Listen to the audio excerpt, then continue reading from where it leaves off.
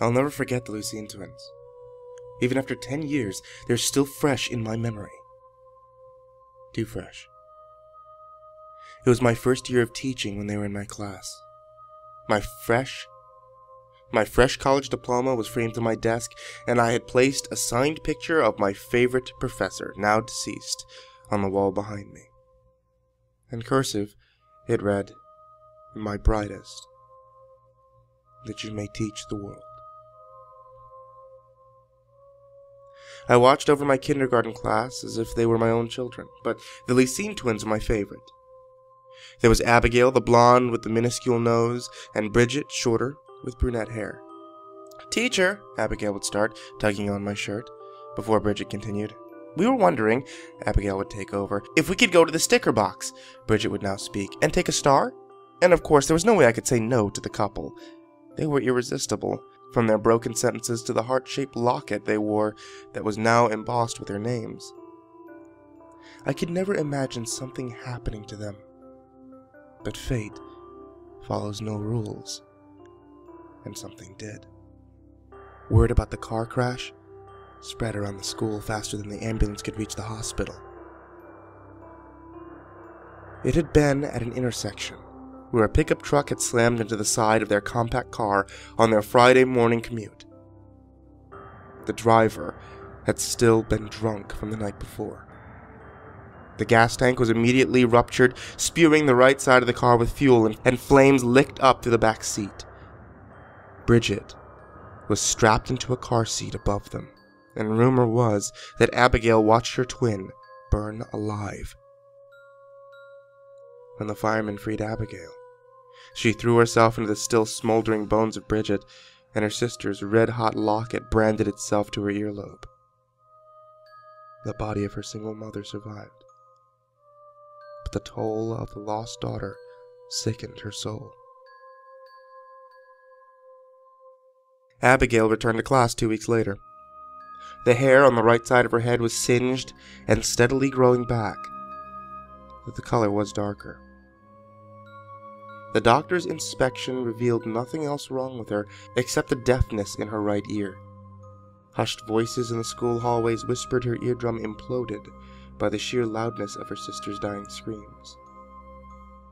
But most unnerving was her sister's name, scarred into the lobe of her deaf ear, and surrounded by the outline of a heart-shaped locket.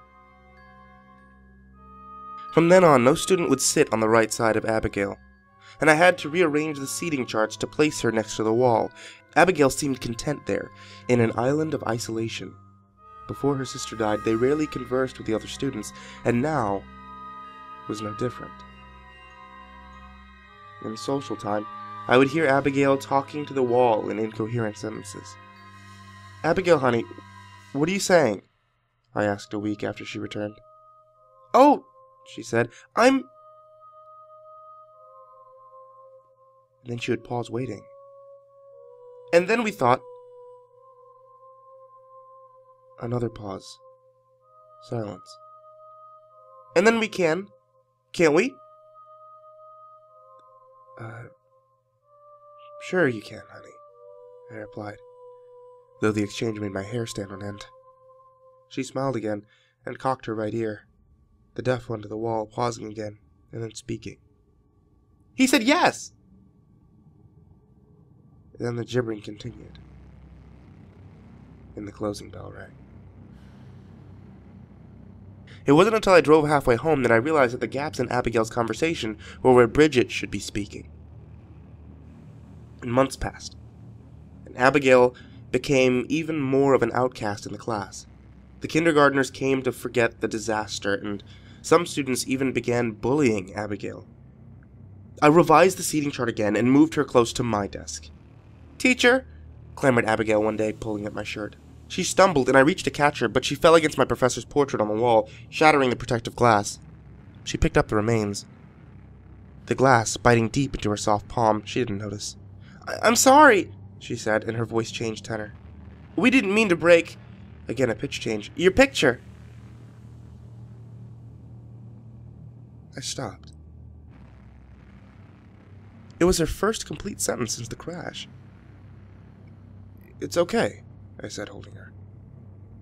Blood from her hand dripped onto me, but it felt cold, and I rushed to bandage it. "I'm sure you'll teach the world one day," she said, her voice continuing inflections.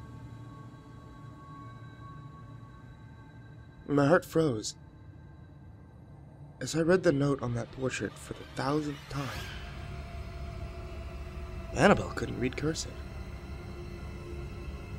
How did you know that?" I asked. "Bridget told me. She talks to him now," she said, curling her streak of dark hair around her finger. "That's not all she tells me. She tells me terrible things sometimes, and I can't stop hearing her."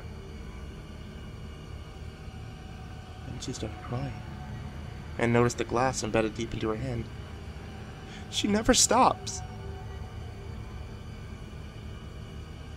But I took the picture back. Her sentences became broken again, and I moved her on the seating chart away from my desk.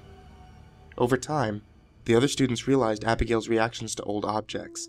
They'd bring her in things they found in the attic, artifacts their grandparents owned, and watched as she cocked her right ear and her sentences became whole or broken when she held them.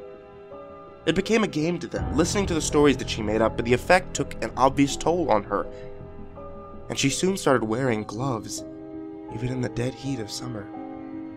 But one boy, larger than the others, a brute known for bullying, liked the look on Abigail's face when they pushed artifacts into her squirming palms. He was the quickest to see the fear that she felt when they once gave her an old bullet shell, and she ran home afterwards to find an old box in his basement his parents forbade him to open. Inside was his great-grandfather's Nazi uniform, a warden at a concentration camp, and he twisted off one of the buttons. The next day, he found Abigail on the playground and pinned her against the chain-link fence. He ripped the glove off and forced the button into her hand, tightly closing her fingers around it. When she began screaming, he only laughed and closed the fist tighter. I reached them too late. When I pulled the boy off of her, she was sobbing uncontrollably. Both her hands locked into fists. She dropped the button like it was searing hot, but refused to open the other fist until the paramedics arrived and knocked her out with anesthesia.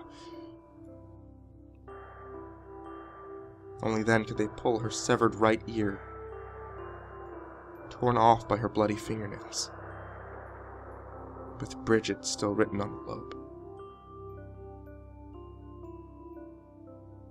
But most terrifying of all was when she screamed. I could hear two voices screaming.